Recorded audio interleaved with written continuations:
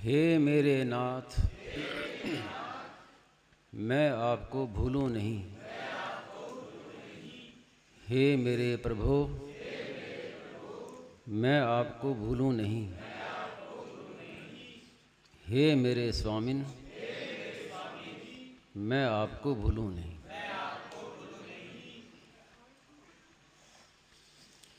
यहाँ जो सत्संग कार्यक्रम कई दिनों से चल रहा था, उसका समापन आज स्वामी जी महाराज ने खुद कर दिया।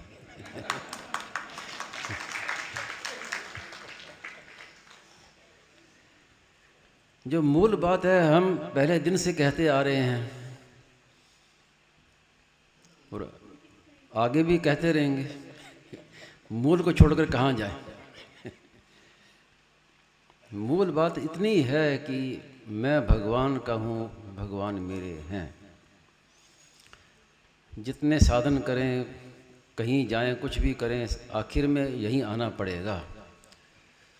और वो ये जो मूल बात, ऊंची से ऊंची बात, दुर्लभ से दुर्लभ बात हमें कहाँ मिली है? ये सत्संग में मिली है। मेरे मन में आया, जैसे स्वामी जी महाराज ने कहा ना कि सब जगह परमात्मा हैं, ये सब तीर्थों का बाप है। तो अभी मेरे मन में ये बात आई कि ये जो सत्संग है ना, ये सब तीर्थों का बाप है। जो सत्संग में आ गए तो सब तीर्थ में जाने की क्या आवश्यकता है उसको? और तीर्थों में क्या मिलेगा? तीर्थों में जो चीज़ नहीं मिलेगी, वहाँ आपको कौन कहेगा कि आप भगवान के हैं? वहाँ तो यही कहेंगे इधर आओ, इधर आओ, यहाँ चढ़ाओ, ये चढ़ाओ। तो ये बात जो है, ऊंची से ऊंची बात यही मिलती है। अब उसी बात को लेके सब बातें कही जाती हैं। कई नए व्यक्ति हैं जो एकदम से नहीं समझ पाते, क्योंकि संसार में इतनी आसक्ति हम है, रचे पचे हैं कि जल्दी बात समझ में नहीं आती, जबकि बात यही असली है। आप बाज़ार जाते हैं तो कोई व्यक्ति आपसे कह दे कि इस दुकान में सब नकली माल मिलता है, तो आप घुसेंगे उस दुकान में? ऐसे ये संसार है, यहाँ सब नकली माल मिलता है। जो है सब बनावटी, जितने संबंध हैं सब बनावटी। कैसे बनावटी कि पहले थे नहीं, बीच में दिखते हैं और बाद में रहेंगे नहीं। कब तक रहेंगे? स्वामी जी महाराज कहते थे कि अब ये विचार करो हर एक विषय में कि कब से और कब तक। आप जिसको भी अपना मानते हैं तो विचार करें कि कब से अपना है, कब तक रहेगा। हर एक वस्तु में, हर एक व्यक्ति में कब से और कब तक। लेकिन भगवान में ये लागू नहीं होता, सदा से सदा के लिए।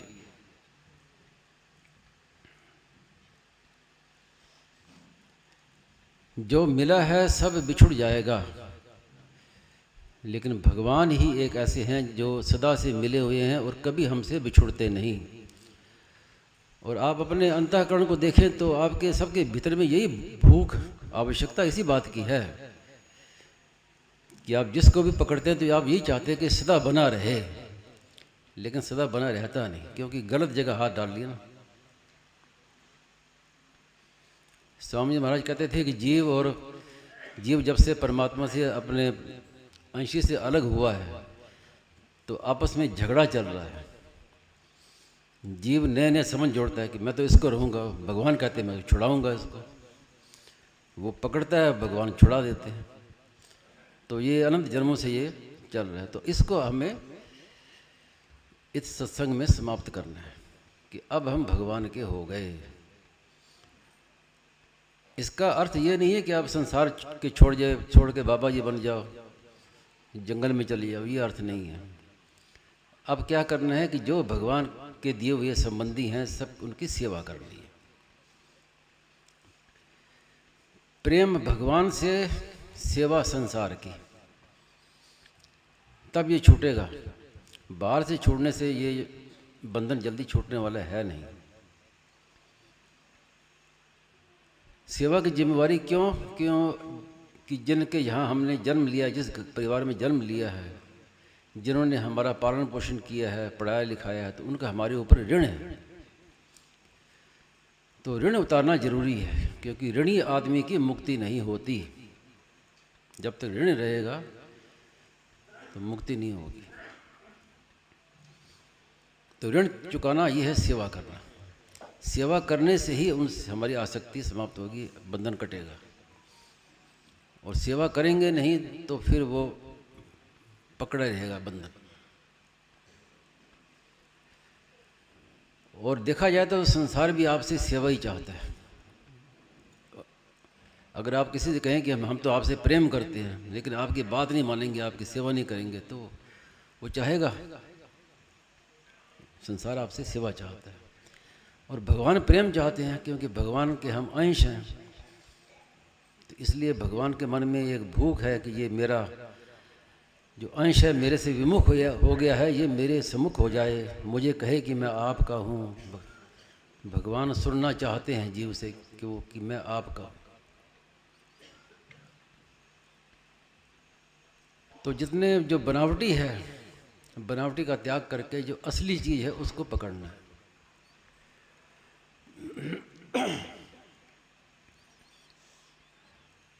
गीता में भी अंत में भगवान ने यही कहा, सर्वधर्मान परित्यज्य मामेकम शरणं व्रज।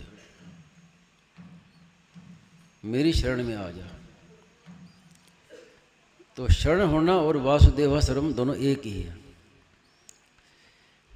क्योंकि शरणागति असली वही है कि शरणागत ना रहे, केवल शरण रह जाए। जिसने वासुदेव की शरण ली है तो वो शरण लेने वाला ना रहे, केवल वासुदेव ही रह जाए, तब पूर्णता होगी। और पूर्णता होगी भगवान की कृपा से। हमारा काम तो शरण होना है। जैसे आपको उदाहरण दिया ना, माँ जा रही है, अब सिर पर पानी का घड़ा है, साथ में छोटा बच्चा उंगली पकड़ के चल रहा है। अब बच्चा माँ से कहता है कि वो थक गया, माँ से बार बार कहता है मुझे गोदी ले, मुझे गोदी उठा। अब माँ कैसे उठाए, सिर पर घड़ा रखा हुआ। तो माँ क्या कहती है, तू अपने दोनों हाथ तो उठा, तू अपने दोनों हाथ उठा। तो दोनों हाथ बच्चा उठाता है तो माँ उसको हाथ पकड़ के गोदी में ले लेती है। तो हमारा काम केवल हाथ उठाना है बस। हमारे में ताकत है कि हम कुछ कर सकें? कुछ नहीं कर सकते। अपना हाथ दोनों उठाना है, हे नाथ, हे मेरे नाथ, हे नाथ। तो भगवान एकदम तुरंत ले लेंगे हमें गोदी में। और वो तो एक लौकिक उदाहरण है, भगवान ने तो सबको अपनी गोद में ले रखा है, हम ही उनसे विमुख हुए हैं। जो कहते हैं कि मैं भगवान का हूँ, भगवान मेरे हैं, तो कोई नया संबंध नहीं जोड़ना, ये तो सदा से है ही, केवल इसको पहचानना है, संबंध को पहचानना है। जैसे छोटा बच्चा है, वो माँ को मेरी कहता है, मेरी माँ। अब उसके लिए उसने क्या प्रयत्न किया? कोई साधना की बच्चे ने? कोई साधन नहीं किया। उसमें बेचारे में क्या क्रिया शक्ति है? कुछ नहीं। मेरी माँ है, बस मान लिया। अब उससे कोई प्रश्न करे तेरी माँ कैसी है, माँ क्यों है, उसको मतलब ही नहीं से, बस मेरी माँ है, बस बात खत्म। तो ऐसे ही भगवान अपने हैं, और अपनेपन के लिए क्या साधन करना? ये थोड़ी कि आप भगवान को अपना मानने के लिए कुछ नाम जप करना पड़ेगा, कीर्तन करना पड़ेगा, साधन करना पड़ेगा। ये सब साधन तो भगवान को अपना मानने के बाद होते हैं, किए नहीं जाते, अपने आप होते हैं ये। तो हम भगवान के हैं। अब उसमें कैसे वैसे नहीं चलता। जैसे अभी आपने सुना स्वामी जी महाराज से कि हम अच्छे हैं तो भगवान के, बुरे हैं तो भगवान के। जैसे एक माँ है, उसका एक बेटा सपूत है, एक कपूत है। तो सपूत कपूत में तो भेद है, लेकिन पूत में क्या भेद है? दोनों बेटे हैं माँ के। तो ऐसे हम जैसे भी हैं, जो हम भले बुरे तो तेरे, हम भगवान के हैं। तो जैसे पहले कहा ना कि मूल को बस नहीं छोड़ना, चाहे कैसी परिस्थिति आ जाए, कैसी अपने में लक्षण दिखे,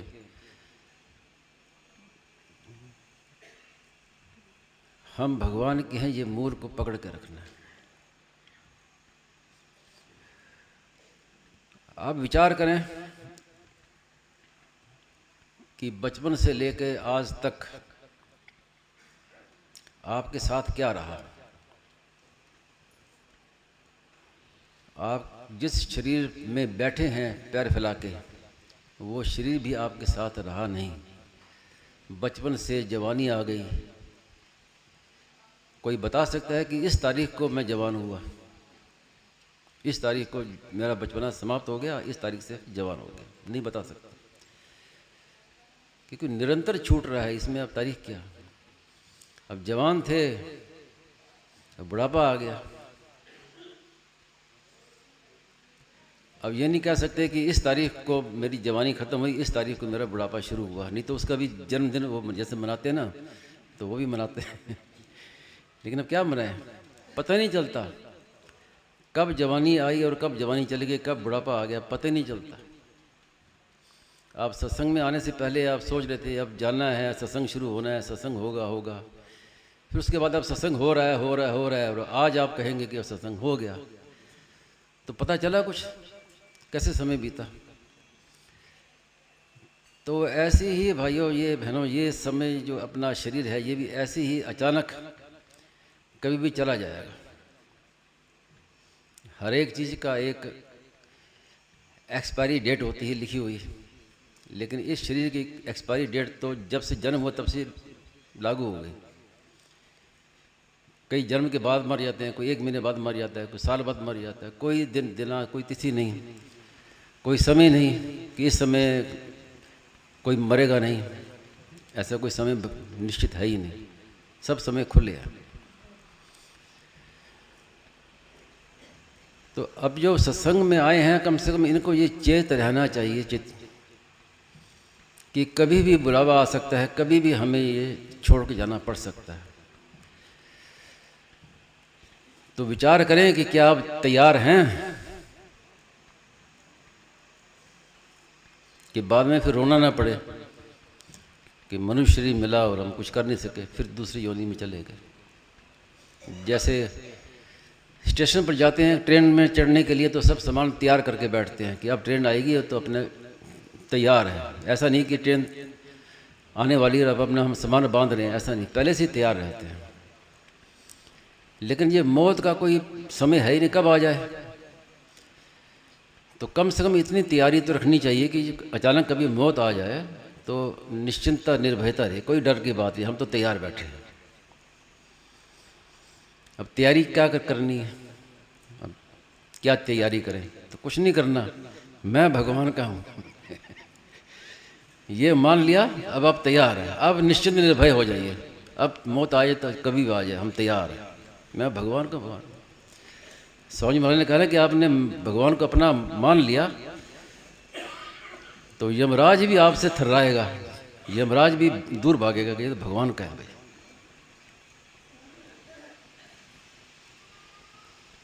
यहाँ तक स्वामी महाराज ने कहा है कि जो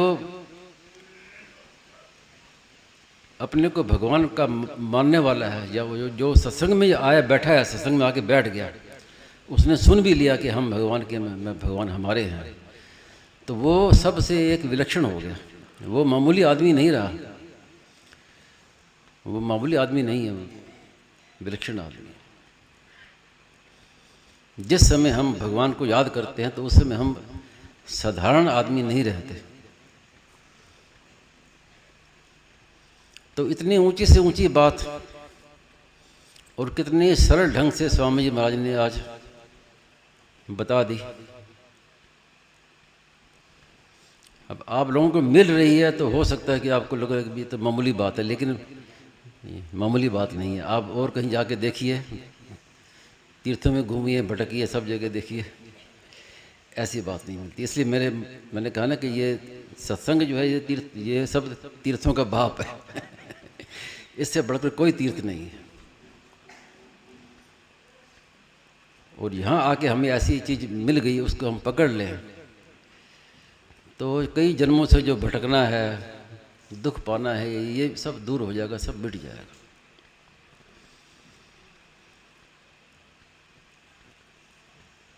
और एक बात इसी को ही मान लेंगे तो फिर सब बातें अपने आप बैठ जाएंगी। जैसे पंचामृत आपने पढ़ा सुना है, पंचामृत, तो ये पूरा पंचामृत है। पंचामृत भी आरंभ में पहली बात क्या है कि मैं भगवान का हूँ, भगवान मेरे हैं। ये पहली यही बस मूल चीज़ यही है। तो सारी बातें अब आगे सब अपने आप हो जाएगा कि मैं रहता हूँ तो भगवान के दरबार में रहता हूँ। जब मैं भगवान का हूँ तो मैं तो भगवान में रहता हूँ। ये शरीर संसार में रहता है लेकिन मैं तो भगवान में रहता हूँ, क्योंकि जैसे भगवान सर्वव्यापी है, उनका धाम भी सर्वव्यापी है। तो भगवान के घर में बैठे हैं हम, भगवान के धाम में बैठे हैं, और जो कुछ हम पाते हैं भगवान का ही प्रसाद पाते हैं, पीते हैं तो भगवान का चरणामृत है। जो भी काम करते हैं भगवान का ही काम है।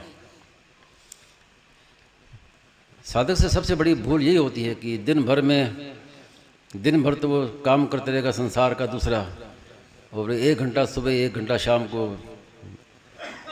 ये बस पूजा करनी है, भगवान का पाठ करना है, साधक संजीवनी पढ़नी है। ये विभाग बाधा देने वाला है। विभाग नहीं करना हमारा, तो हम भगवान के, तो हमारा तो 24 घंटे भगवान का ही काम है। इसलिए अगर छोटी सी बात महाराज जी ने कही है, ध्यान दीजिए उस पर, कि अब मैं भगवान का हूँ ये मान लिया तो अब भगवान का होकर रहना है। इतनी सावधानी रखनी है। भगवान के तो हो गए, अब भगवान का ही होकर रहना है। तो क्या होगा कि आपकी हर एक क्रिया भगवान के लिए होगी। स्वकर्मणा तमभ्यर्च्य। अब उसमें ये विभाग नहीं होगा कि ये तो संसार का काम है, ये तो भगवान का काम है। सब काम भगवान का ही है। आपसे पहले भी कई बार मैंने कहा कि स्वामी जी महाराज से किसी ने पूछा कि घर में रहते हुए भगवान की प्राप्ति कैसे करें, घर का काम करते हुए प्राप्ति कैसे करें। तो स्वामी महाराज ने कहा कि आज से, अभी से ये निश्चय कर लो कि घर का काम करना ही नहीं है। तो यही तो बाधा है ना। अब आप जब आप भगवान के हैं तो घर कहाँ से आया? सब कुछ भगवान का ही है। तो जो कुछ आप कर रहे हैं, नौकरी कर रहे हैं, व्यापार कर रहे हैं, जो कुछ कर रहे हैं, भगवान का काम समझ के करें। और भगवान की दी हुई चीज़ से ही भगवान के जनों की सेवा करनी है। यहाँ भी सावधानी रखनी है कि हम किसी को कुछ देते हैं, किसी की सहायता करते हैं, तो भगवान की दी हुई चीज़ से ही करते हैं। वो हमारी चीज़ तो है नहीं। आज तो यह है कि भी किसी ने 1 लाख रुपए दान दे दिया, चाहे 10 करोड़ रुपए दान दे दिए, बड़ा अभिमान आता है कि उन्होंने दान दिया, उसका नाम लिखा जाता है। अब उससे पूछे कि भाई ये तू जो रुपए दान दे रहा है ये तू लाया कहाँ से? जब इस संसार में तेरा जन्म हुआ उसमें तो शरीर भी तुझे यहीं से मिला, तो ये रुपए तेरे कैसे हो गए? जो मिला यहीं से मिला है। और मान लो अब कहो कि आप यहाँ से मिला वो मेरे हो गए, तो फिर साथ में लेके क्यों नहीं जाता? जब जाएगा तो शरीर भी सब कुछ यहीं छोड़ो, बस साथ में कुछ नहीं लेके जाना। तो जब साथ में कुछ लाए नहीं, साथ कुछ लेके जा सकते हैं, तो हम किसी की सेवा भी करते हैं तो फिर अभिमान किस बात का? तो भगवान की दी हुई चीज़ से ही भगवान के जनों की सेवा करते हैं। सब भगवान के जन हैं और भगवान की दी हुई चीज़ से सेवा करते हैं। एक मैंने एक चित्र देखा था, किसी ने भेजा था। एक धर्मशाला बनी है, बाहर पत्थर लगा हुआ है कि इस धर्मशाला को बनवाने में अमुक सेठ ने इतने करोड़ रुपए का गुप्त दान किया।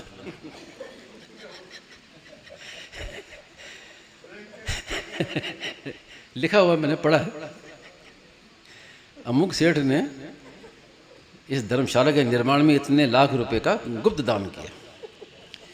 तो ये तो दशा है। तो मैंने कहा जिसने लिखी है उसको कभी सत्संग की हवा नहीं लगी होगी कभी। तो ये बात है कि अपना कुछ नहीं, जो कुछ है भगवान का है। मैं भी भगवान का हूँ, जो मिला है वो भी भगवान का है। सेवा कर रहे हैं वो भगवान की सेवा कर रहा हूँ। तो इतनी बात आप पकड़ लेंगे। सत्संग में आज सब जा रहे हैं अपने अपने स्थानों में। तो पहले तो आपको ये एक निश्चय करना पड़ेगा कि आप घर में भी जाए तो ये ना समझे कि अब आप घर में आ गए। अब निरंतर सत्संग में ही रहें, भगवान के ही हो के रहें। घर में भी रहे तो भगवान के ही हो के रहें, और वहाँ भी आपको सत्संग मिलेगा। आप चाहते हैं ऐसा सत्संग मिलता रहे तो पुस्तकें साथ ले जाएं। साधक संजीवनी है, पुस्तकें हैं। तो स्वामी जी महाराज से किसी ने पूछा कि हम सत्संग कैसे मिलेगा, तो स्वामी जी महाराज ने कहा कि पुस्तकें पढ़ो, साधक संजीवनी मिलो, आपको सत्संग मिल जाएगा। तो आप यहाँ का जो भी आपकी जो अपने भाव आपके बने हैं, उस भाव की सुरक्षा करना ये आपका कर्तव्य है। घर में भी जाएं तो अपने इस भाव को बना के रखें हर समय, कि हम तो भाई वहाँ गए थे वृंदावन में तो भगवान के हो गए, अब तो बस भगवान की हो के रहना है। नारायण नारायण नारायण। किसी का कोई प्रश्न हो, जिज्ञासा हो तो पूछ सकते हैं। तो ब्रह्मचारी जी महाराज बताएंगे आपको।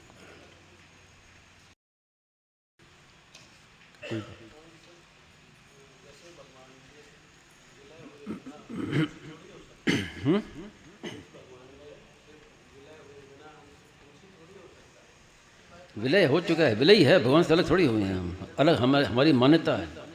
भगवान ने गीता में कहा ना, ममे वांशो जीव लोके, मेरा अंश है। तो अंश तो सदा से है ही, हम ही विमुख हुए हैं, भगवान थोड़ी हमसे विमुख हुए हैं।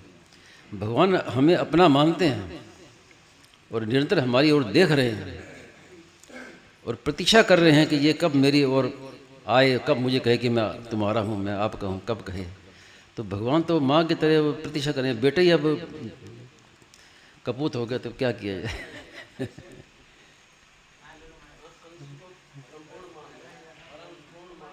इसमें पूर्ण अपूर्ण कुछ नहीं है। भगवान का और अंश हुए तो इसमें एक से दो हुए तो उसमें दो होते हुए भी एक ही है। वो एक ही दो है, दो ही एक है। केवल प्रेम के कारण से ये दो हुए हैं, और विमुखता हमारी केवल विमुखता है। भगवान स्वामी महाराज ने ये कहा ना कि भगवान एक से दो हुए, दो रूप, एक राधा है और एक श्री कृष्ण। तो राधा और कृष्ण में कोई भेद नहीं है, राधा ही कृष्ण है, कृष्ण ही राधा है। तो जैसे राधा जी प्रकट हुई वैसे ही जीव भी वैसे ही प्रकट हुए। फर्क क्या है कि राधा जी तो भगवान के सम्मुख रही और जीव भगवान से विमुख हो गया। जो खेल के खिलौने थे उसमें फंस गया। जैसे हम फुटबॉल का खेल खेलें तो अब अकेले में फुटबॉल कैसे खेलेंगे, दो चाहिए, दो पार्टी चाहिए। तो भगवान ने खेल खेलने के लिए एक से दो हो गए कि भाई हम उसकी तरफ फेंके, वो हमारी तरफ फेंके। लेकिन जीव ने क्या किया, हमने जब फुटबॉल फेंकी तो उस वो फुटबॉल को लेके भाग गया। तो सारा खेल बिगड़ गया। तो भगवान ने जो संसार दिया, खिलौने दिए, हम उसी में फंस के उसी में बैठ कर भगवान को भूल गए। तो ये याद दिलाने के लिए ये सत्संग है। हम भगवान के सदा से ही हैं।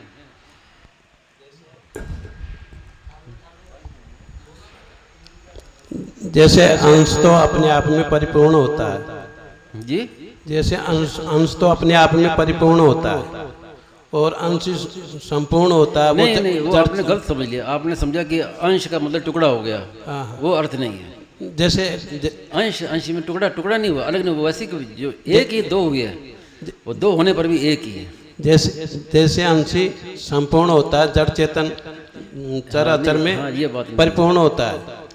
हाँ, वो अंश भी परिपूर्ण ही है। चेतन अमल सहज सुख राशि, ईश्वर अंश जीव अविनाशी, चेतन अमल सहज सुख राशि। तो क्या अपूर्णता क्या हुई? केवल विमुखता है, यही अपूर्णता है, और कोई अपूर्णता नहीं है। विमुखता मिट जाए तो तस्मिन तज्जने भेदा भावात, भगवान और उनके भक्त में भेद का अभाव, भेद है ही नहीं, एक ही है। तो ये अलगाव जो है ये हमारी दृष्टि में है, वास्तव में नहीं है। नकली चीज़ को हमने पकड़ा है ना, असली चीज़ तो ज्यों कि तो ही है।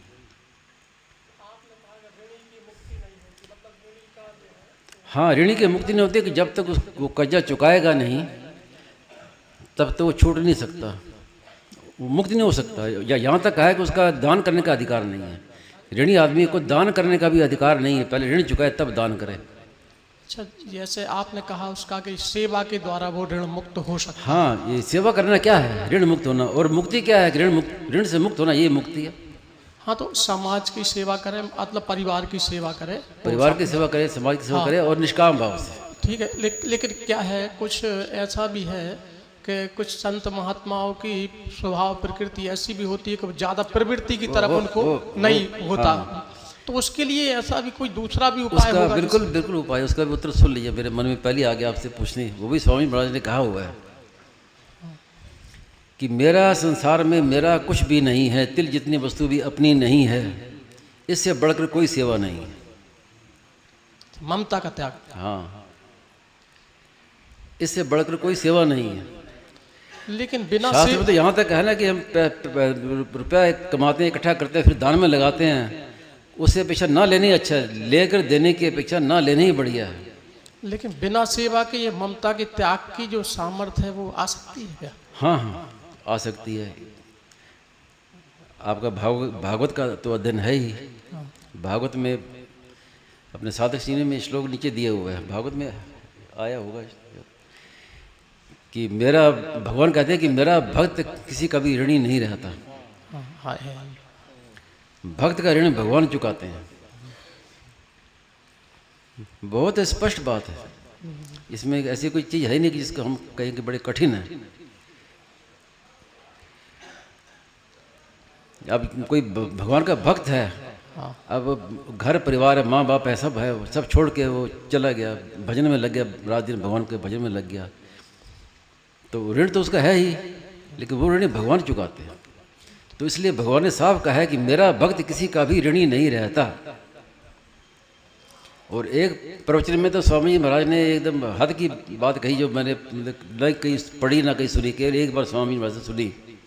आपने सुनी होगी, प्रवचन में आई है, कि एकांत की बात नहीं है, कि भगवत प्राप्त संत के पास भी कोई आ जाता है तो वो भी ऋणी नहीं रहता किसी का। दूसरा जन्म हो गया मतलब। हाँ हाँ, वो कुछ मानो। अच्छा अच्छा अच्छा, ठीक।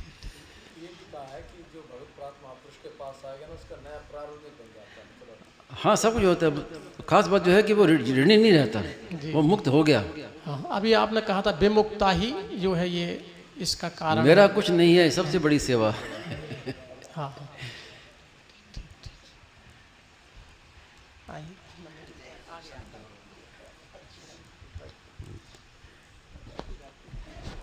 और कोई पूछिए। हो गया समाधान? हाँ हाँ, बोले तो अपने व्यवहार के अनुसार, लेकिन मन से भीतर में भाव हमारा ये हो जाए कि हम तो भगवान के हैं। व्यवहार तो यथा योग्य करना है। जैसे ब्राह्मण कहे ये संकल्प करो, संकल्प कर दिया, को क्या गोत्र है, गोत्र बता, सब बता दिया, लेकिन भीतर में हम तो भगवान के हैं। अच्युत गोत्र का मतलब क्या है? कि हम संसार के नहीं रहे, हम तो भगवान के हो गए, ये उसका तात्पर्य है।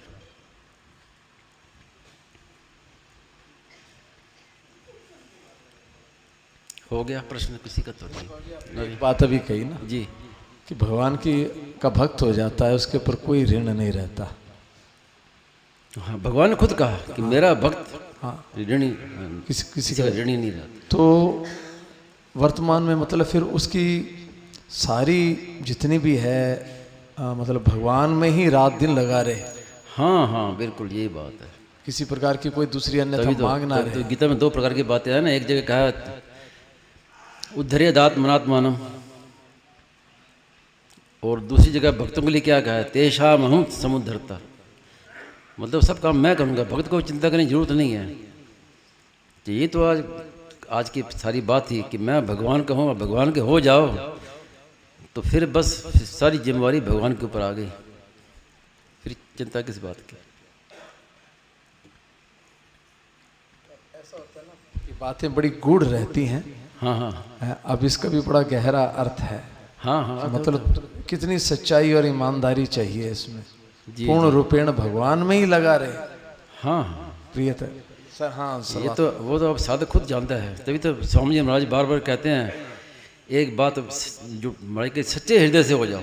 इस सच्चे हृदय यही मतलब है उसका, कि ऐसा नहीं कि मुंह से कह दिया और न बनावटी हो गए। सच्चे हृदय से तो मैंने एक बार महाराज से पूछा कि सच्चा हृदय क्या होता है। अब बार बार हर बात में कहते कि सच्चे हृदय, सच्चा हृदय क्या होता है। तो स्वामी जी महाराज बोले कि जैसे कन्या का विवाह होता है तो पति को मान लेती है कि अब मेरे पति हो गए, अब उसके लिए कोई साधन नहीं करती, कोई जप नहीं करती, कोई माला नहीं करती, और कोई पूछे तो कहती हाँ मेरा विवाह हो गया, मैं अब कुंवारी नहीं रही। तो ये सच्चे हृदय से हुई है, कभी भूली भी नहीं होती। सोई हुई को जगा के पूछो तो वो यही कहेगी हाँ मेरे तो विवाहित हूँ, मैं कुंवारी हूँ, यही नहीं कहेगी। ये सच्चा हृदय। हर समय में वो भगवान की सन्मुखता बनी रहे। हाँ, दो बातें ना, याद करना ना पड़े और याद बनी रहे। और अथवा आपने भी ये बड़ी अच्छी बात बताई कि संत महापुरुषों के भी सन्मुख हो गया, उनके उसमें चला गया तो उसका भी कोई ऋण नहीं रहता। हाँ, वास्तव में ये भीतर की बात है ना कि संत महापुरुष के पास चला गया तो वो भगवान की प्राप्ति है। सेठ जी ने तो साफ कहा ना कि जीवन मुक्त महापुरुष मिल गए, उसको भगवान के दर्शन की जरूरत नहीं है। और मैं भी साफ कहता हूँ कि मैंने स्वामी जी महाराज को देख लिया तो भगवान के दर्शन की मन में नहीं आती। दर्शन क्या करने, हो गए दर्शन। जब स्वामी महाराज को देख लिया तो दर्शन तो हो गए और दर्शन क्या बाकी रहे। अब जो उन्होंने हम लोगों को बातें कही हुई हैं, हम हमेशा उसमें तत्परता से, जैसे आप लिखने को कहा है तो आप उसी में लगे रहते हैं।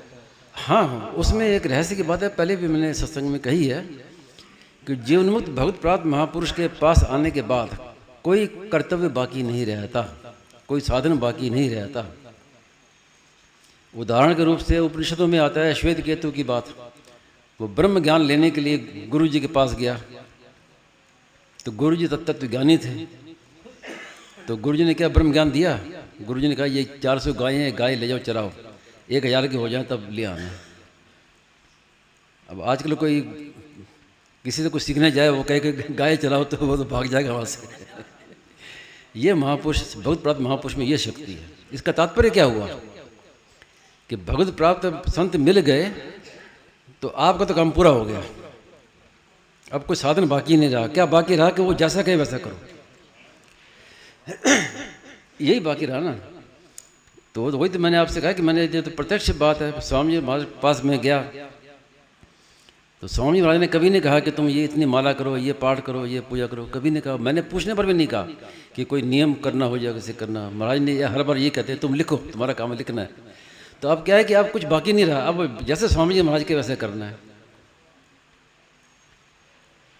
तो ये संत की प्राप्ति ये मामूली बात नहीं है, बहुत बड़ी बात है। भगवत प्राप्त संत की प्राप्ति भगवत प्राप्ति से भी बराबर कहो या उससे विलक्षण कहो।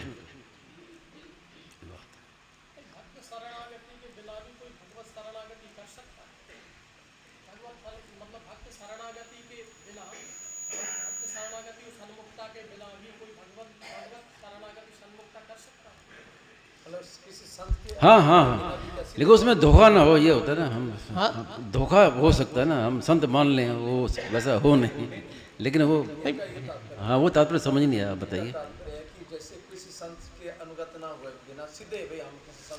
हाँ बिल्कुल वो हो सकता है, लेकिन उसमें भी एक बात बताई ना महाराज ने कि आज तक किसी का भी कल्याण हुआ है और भविष्य में कभी किसी का भी कल्याण होगा, उसके मूल में किसी न किसी संत की कृपा होगी। तो इसका मतलब नहीं हो सकता बिना संत की कृपा होगी, किसी भक्त संत की। अभी हमें जो सत्संग मिला, स्वामी महाराज का सत्संग मिला तो ये कोई पुण्य कर्म का फल नहीं है। पुण्य कर्म का फल तो नाशवान है। क्षीणे पुण्य मर्त लोकम विशंति। तो हमने पूर्व जन्म में पुण्य किया, ऐसी बात नहीं है। पूर्व जन्म में कोई संत मिले हैं, कोई सत्संग मिला है, उन्हीं का ये प्रभाव है कि इस जन्म में हमें सत्संग मिला है।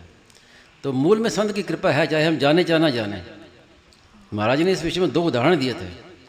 एक उदाहरण दिया अजामिल का कि अजामिल ने बेटे का नाम नारायण था, तो नारायण का नाम लेने से उसका उद्धार हो गया। इसमें भी महाराज के मूल में वो नारायण जो नाम था वो संत का रखा हुआ था, संतों का, कि संतों ने उसे कहा कि तू ये जप कर, ये करो, मेरे से कुछ नहीं होता, कुछ नहीं होता। तो उन्होंने आखिर में कहा अच्छा अपने बेटे का नाम ये रख लिया।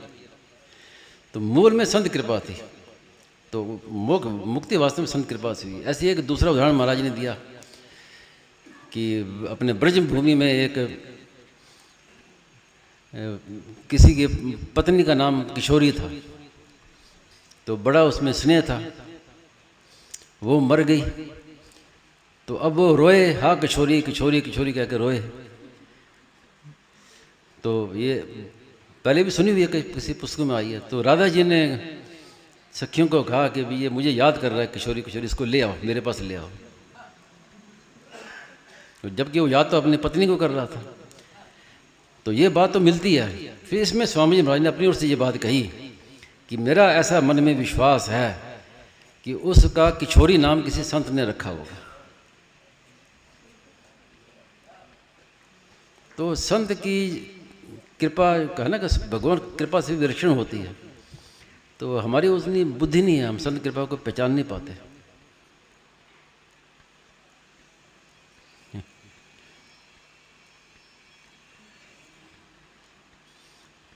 बहुत बातें मेरे अपनी बात को मैं ऐसे उदाहरण से, लेकिन वो कहने में बढ़िया भी नहीं है, संकोच होता है, लेकिन आपके एक उत्साह के लिए बताता हूँ। मेरे मन में शुरू से ये रहता था कि कोई गुरु मिले, गुरु मिले। वो जैसे सबके रहते ही है, उस समय जानकारी थी नहीं गुरु क्या होता है। गुरु मिले, दीक्षा मिल जाए, दीक्षा हो जाए तो अपना काम हो जाएगा। तो अब स्वामी जी महाराज मिले तो फिर मुझे कहीं भटकने की मन में नहीं आई कि अब अपने भी संतोष हो गए, भी ये संत है अच्छे, तो इन्हीं को गुरु बनाना है, इन्हीं से दीक्षा लेनी है। लेकिन जब स्वामी महाराज मिल गए तो मालूम पड़ा कि वो तो पैर छूने के लिए मना कर दिया। तो दीक्षा पूछा साथ वालों से, बोले ये दीक्षा नहीं देते, इनकी बातें सुनो आप। तो उसके बाद मन से हट गई बात कि अब गुरु बनाना है, दीक्षा लेना, मन से हट गई। अब कई वर्ष के बाद स्वामी जी महाराज के उससे मैं साधक सीमी टीका लिखवा रहे थे, वो लिख रहा था, लेकिन स्वामी जी के साथ नहीं रहता था मैं।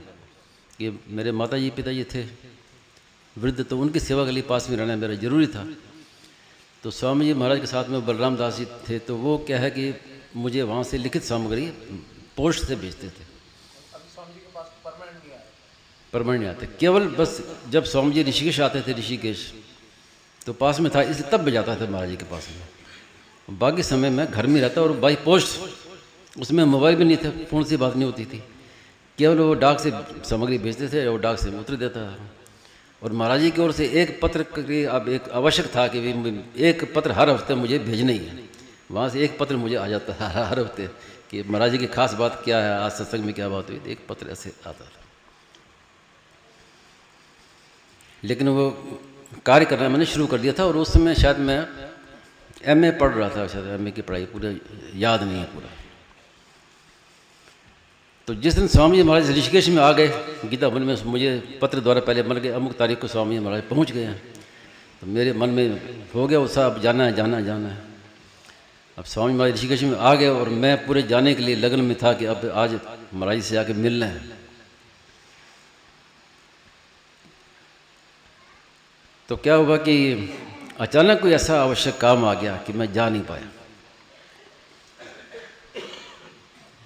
क्या किया, दोनों तरफ जाने की लगन थी कि भी एक साल के बाद स्वामी जी अब ऋषिकेश आए, पास में आए हैं, तो पहले तो डाक से काम होता है, अब जाऊँ मैं, नहीं जा पाया। नहीं जा पाया तो क्या है कि जैसे दोपहर का भोजन करके और मेरी आंख लग गई, नींद आ गई। अब नींद में मैंने स्वप्न क्या देखा कि मैं स्वामी जी के महाराज के पास चला गया।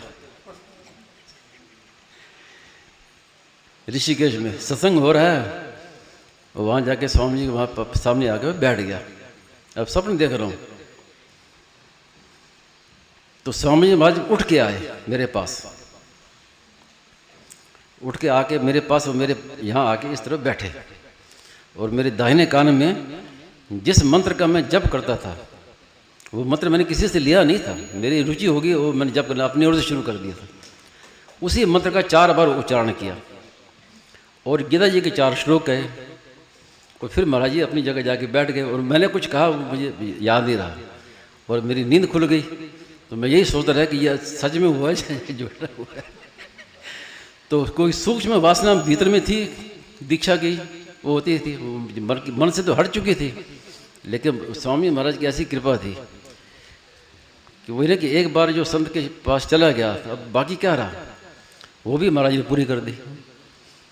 अच्छा, दाहिने कान में कहा तो वो मुझे कैसे पता चला कि मुझे स्वप्न में ये स्वामी जी मुंह का स्पर्श हुआ, स्वामी जी कान में मुझे मुंह का स्पर्श हुआ।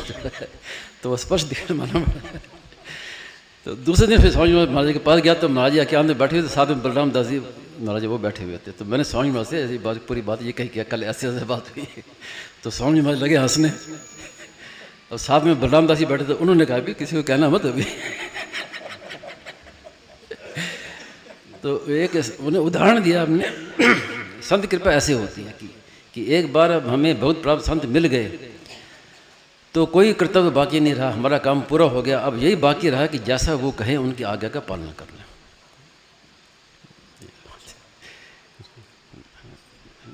नारायण नारायण नारायण नारायण।